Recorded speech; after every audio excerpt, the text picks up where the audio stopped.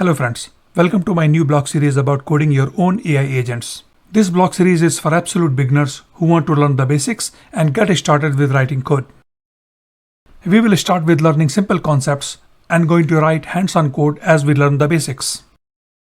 You must have already used LLM models like ChatGPT, xAI Grok, Google Gemini, or Anthropic Claude. Most of the LLM models offer extended features like tools, functions API. You can use an AI agent framework to make use of these tools, functions, along with LLM reasoning capabilities. For example, Research and Think mode offers search and complex reasoning capabilities. You can make use of these features, or you can build your own features using custom AI agent framework to support your use case. For example, OpenAI Operator or Google Co-Scientist. These are some AI custom agent systems you can develop using your own AI agent framework. This book, Agents of AI, explains how to create such AI agents. You can build yourself. Whether you are new to AI or an expert, this blog series will help you. And best of all, it's completely free. Before we learn to create our own AI agents, let's talk about why AI agents are so incredible. They are like your personal assistants, and they use powerful language models. Think very advanced chatbots which can think, reason, and get things done for you. So instead of you having to research with these models yourself, AI agents handle it all. They make decisions and take actions on your behalf. Most of the AI companies like OpenAI, Google, and Microsoft, they have developed their own AI agent framework system to solve complex business problems or to automate daily tasks. For example, OpenAI operator agents, Google Co-Scientist, Microsoft Dragon Copilot, or just using OmniParser screen-like tool. Imagine having a helper that can manage all the tedious stuff so that you can focus on what really matters to you. So now just think about how could you use this kind of technology in your own projects.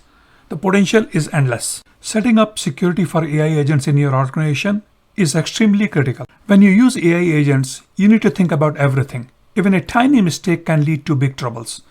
You are letting AI agents handle sensitive stuff like reading, writing, and understanding your private data, or even running code. So if it is not set up right, it could hurt your organization more than to help it. Writing AI agents is tough. It's not a smooth journey. And I'm going to mess up a lot, and probably you will too. So in this book, I'm going to show you how you can begin with writing some really poor quality code and then improve upon it. You are going to refactor the code as you figure out and understand the framework better. When you start building AI agents, there are many AI agents framework available. For example, LangChain, Crew AI, Semantic Kernel, Llama Index, AutoGen, Swarms, or other AI agent frameworks. So how do I pick one to start with? For customization and prototyping, LangChain excels. For role-based teamwork, Crew AI is unmatched. For enterprise integration, Semantic Kernel shines. And for data-centric tasks, Llama Index is the way to go.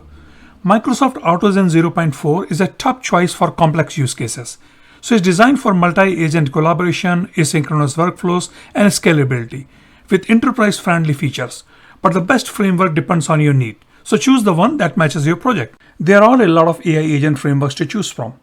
So what is the best way to decide which one to use? I can understand we have many tech choices when building an AI agent application, but when I have to pick one, I have one simple rule I follow. I read the quick start guide for just 5 minutes and choose the one that makes me want to open my code editor right away. I don't care about opinions or benchmarks. They don't get me excited to code. And tutorials usually show easy things like to-do list tutorial, but in real world, when you are building a real life application, you need tools for big jobs, not just simple fixes. So just open your code editor and start building your first part of your application. And soon you will figure it out which framework is best for your project. If you wonder why use Microsoft AutoGen framework to write AI agents, for AI agents, you want something that's easy to use at first, but you can grow to tackle tricky things like event-driven programming, multi-agent setups, and distributed computing. It should adapt to new tech and models as well. Microsoft AutoGen 0.4 is a top choice for complex use cases. It's designed for multi-agent collaboration, asynchronous workflows, and scalability with enterprise-friendly features. But the best framework depends on your particular needs. That's why I went with AutoGen 0.4. If it doesn't work out, I will tweak my code, and that's what coding is all about. Microsoft AutoGen and Microsoft Semantic Kernel. If you are wondering what's the difference between Microsoft AutoGen and Microsoft Semantic Kernel, these are not competing AI agent frameworks. Instead, they are a perfect pair. So they are not the same either. Both handle AI agents, but they serve different crowds. AutoGen is for researchers and innovators who love to push boundaries and prototype bold ideas, while Semantic Kernel is for developers who are building reliable, scalable AI solutions ready for the real world. And both of these frameworks are backed by Microsoft. So you can imagine AutoGen as an experimental lab, while Semantic Kernel as the product factory. Now together, both of these frameworks can help you turn ideas into action. AI agents can simplify our lives in so many ways. They can handle everyday tasks like checking the weather, creating travel plans, booking hotels, or even researching places to stay and things to see. If you need a cab, they can call ahead of the time. They can also check ratings to get your movie recommendations. They are great for businesses too. You can think of auto inventory counts, ordering supplies, paying vendors, or managing help desk tickets and FAQs. They can also respond to emails, reconcile data, answer HR policy questions, write simple code, or even build a to-do list. Some can even browse the web for you, like OpenAI operators. And if you are into technology, you can code them to control things, like turning an electric bulb on and off. The possibilities are endless. Let's see how AI agents can help manage timesheets. Let's take an example of using AI agents to help manage employee time and expenses in a company. This is one process every organization, big or small, has to do. But in reality, it's a big challenge for most of the companies because these companies spend a lot of time and money on it. Employees fill out timesheets and expense reports, and human resource department has to check everything manually. It's really a very time-consuming process for everyone. The good news is we can use AI agents to automate this entire process. Before we start automation, we need to document how things work in the business and set clear goals for the AI agents. So that way, we know exactly what we want to achieve through code. In this book, we are going to build this solution using 100% local open source technology while keeping it very flexible and affordable. And the benefits? Automating saves time, cut cost, and even reduces waste and fraud. Let's review timesheet management process. First, we'll gather all the time management related data. Let's look at an example, timesheet data. So normally this takes a lot of manual work, but AI can handle the data entry and check for the mistakes automatically. And once that is working, we are going to add expense tracking. Expense is a trickier process to manage because you need to read the receipts and images, but AI can manage that too. In short, using AI, we are going to automate HR tasks like time and expense management, which is going to make everything faster, cheaper, and smoother. Using AI agent framework, you can totally automate this entire business operation. Let's review an expense management use case. Managing employee expenses is really very challenging. Imagine dealing with piles of receipts, messy data. It's really tedious. Managing expenses manually is often error-prone and time-consuming. But using AI agents, you can turn these headaches into a saving opportunity. Using AI agents, you can streamline the entire process. You can catch mistakes and make the entire process smooth. Using AI agents, you can save time, optimize the business process, and cut costs. So let's dive in and start coding AI agents. What is a large language model anyway? If you have access to Grok or ChatGPT like LLM model, just type a question, what is an LLM? A large language model is a type of artificial intelligence designed to understand and generate human-like text. Large language models are trained on vast amounts of data. You can think of books, articles, and websites. These trained models allow it to predict words, construct sentences, and even hold conversations that feel surprisingly natural. In this book, AI Agent Hack the Core, we are going to use the smart reasoning of these artificial intelligence models to help build AI agents which are going to ultimately solve real-world business problems. How can we access LLM models? There are two primary methods to utilize these LLM models. Some groups share their AI models for free, for example Llama 3 and Llama 4 series models. You can download and use these models on your computer. Using local models on your machine keeps your data private and safe. Other way to run an AI model is you can also use their AI model services on powerful computers through an API, usually for a small fee. In this book, we are going to explore both the ways. How to use an API services like ChatGPT, Grok, or Claude to access AI models running on their machines, or how you can download this and run these models on your own computer. Both of these approaches have their own pros and cons, like running through an API or locally on your system. Let's set up our development environment to start coding for Agents of AI. Open your terminal window and run a command python-version. The whole idea is you want to check your Python version is higher than version 3.10. Making a new Python environment is optional, but it's always a good idea because it helps you manage your project-related dependencies to keep it in one place. Now issue a command python3-m venv agents of AI. This command is going to create a new Python virtual environment named Agents of AI, which is going to help you isolate all the project-related dependencies. Now write the command source agents of AI /bin/activate. This command is going to activate the virtual environment, setting it as the active Python environment for your project. And when you are done, just type the command deactivate. This command is going to deactivate the virtual environment, returning to the system's default Python environment. Let's install Microsoft AutoGen packages for AI agents implementation. Open a terminal window and run following commands to install AutoGen packages. Type a command pip install AutoGen Studio. This command is going to install AutoGen Studio tools. Now type the command pip install AutoGen-agent chat. This command is going to install AutoGen chat features related packages. Now type another command pip install AutoGen-ext and inside the bracket type OpenAI. This command is going to install OpenAI model support related packages. Now finally run pip install AutoGen-core. This is going to install all the AutoGen core functions packages. Now you can run AutoGen Studio UI command to start a GUI application on a specific host and a port number 8000. Let's install open-weight LLM models using Ollama. Using Ollama, we are going to run DeepSeek R1 and Llama models on local machine. Let's use curl command to download and install Ollama so that we can run DeepSeek R1 and Llama models. In your terminal window, if you type Ollama list, it's going to list all the available models. If you type a pull command, it's going to pull the particular model you wish to download. And if you type the list again, it's going to confirm that you have downloaded all the required models. And again, at the last, if you want to run a model, you just type Ollama run. It's going to run the DeepSeek R1 models or the model you pass as a parameter. By default, when you run Ollama, it runs at the IP address 0000 and the port number 11434. But you can change this. All you need to do, edit the Ollama as a service file, so set a new host and the port number, for example 0000:8000. And then you have to reload the system to apply the changes. Once you reload this, you restart the Ollama service to use the new settings. For a quick one-time change, you can always set Ollama to run, for example 127.0.0.1: port number 8000. Let's install llama.cpp to run LLM models locally. Using llama.cpp configuration, we are going to first install DeepSeek R1 and Llama models so that we can run those locally. First, clone the llama.cpp repository from GitHub to your local machine. Then run cd to navigate to the llama.cpp directory.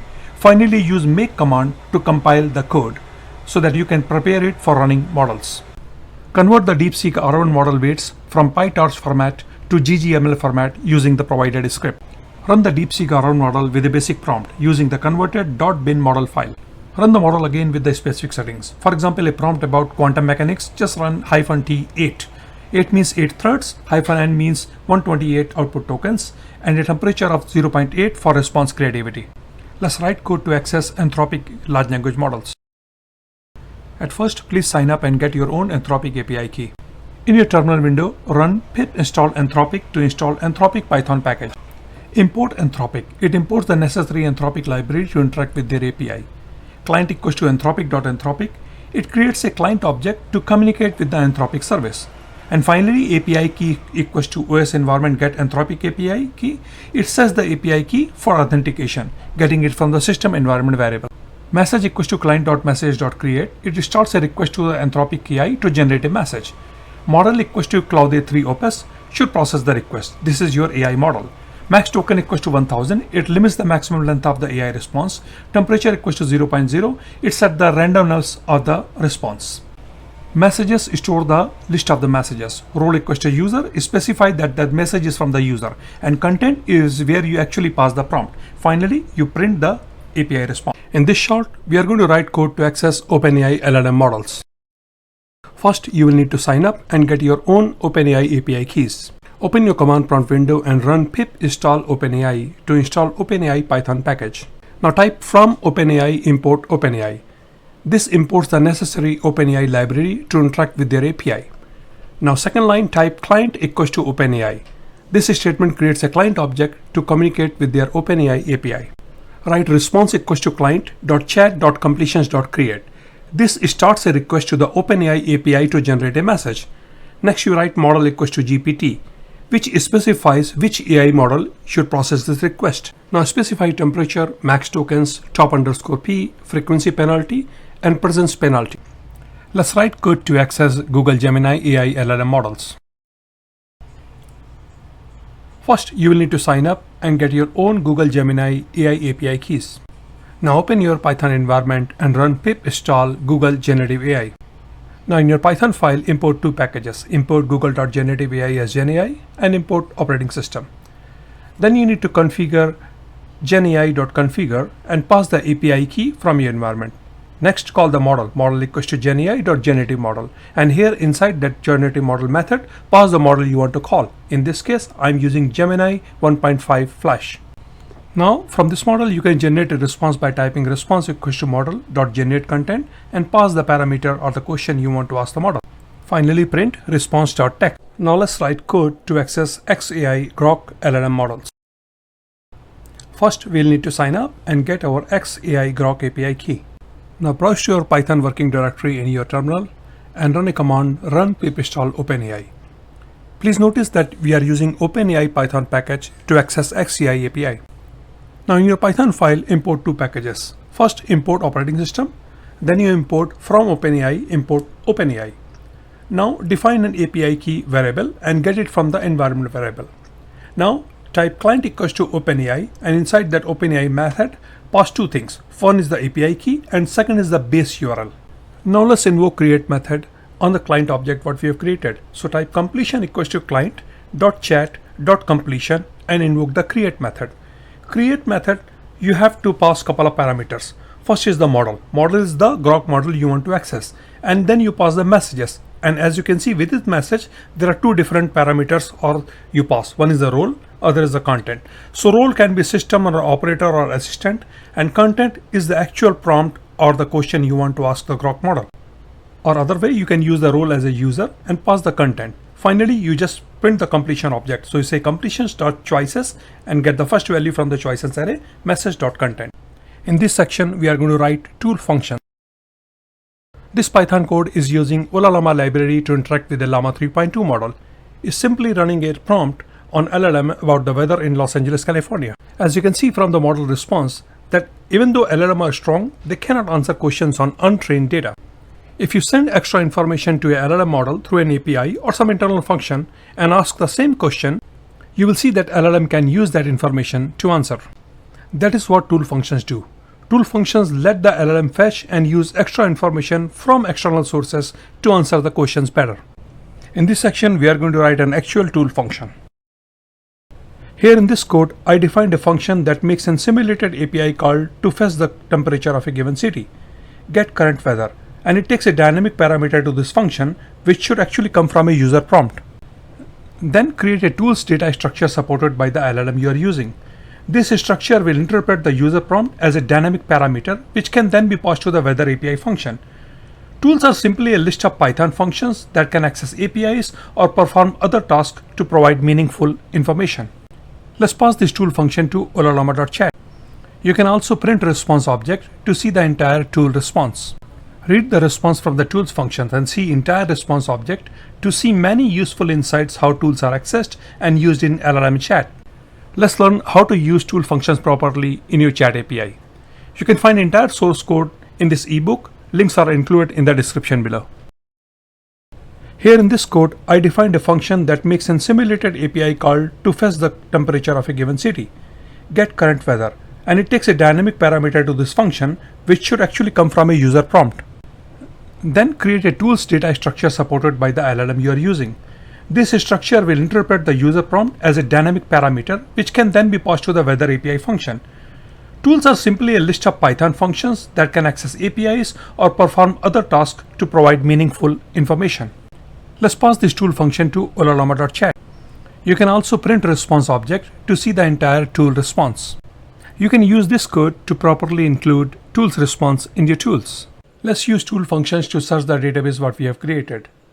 We are going to search the employee tables using an employee ID and other inputs. Here is an example of an employee database.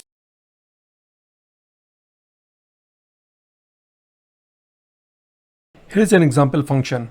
This function uses an employee ID to get their manager's name and email address. Similarly, you can use this script to use an employee ID, start date and end date to find the total PTO hours from the PTO table.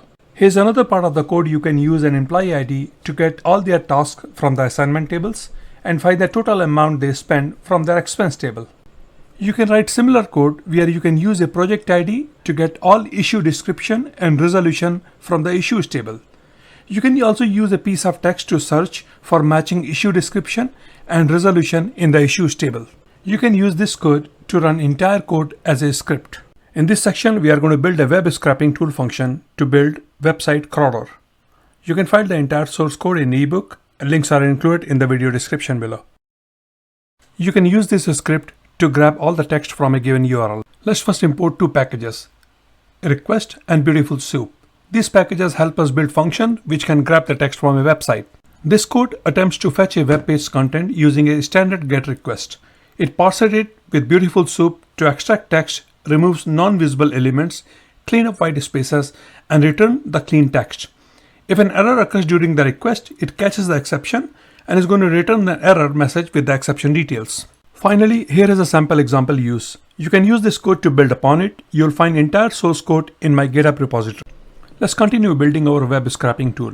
This time we are going to use tool function to build the website crawler. This script scraps all the URL from a given text.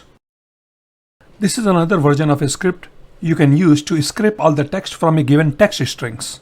Let's first import Python package regular expression, which stands for RE. This package works with different string expressions. You can use this code to extract the URL from a given text. As you can see, it defines a main block that runs if the script is executed directly. It also contains a sample text string with URLs, including a GitHub link, to demonstrate that you can use the text with the embedded links. This code serves an example for testing or showcasing a script's functionality. Finally, this code extracts URLs from a provided text string using a script URLs from text functions and is going to store the results in found URLs.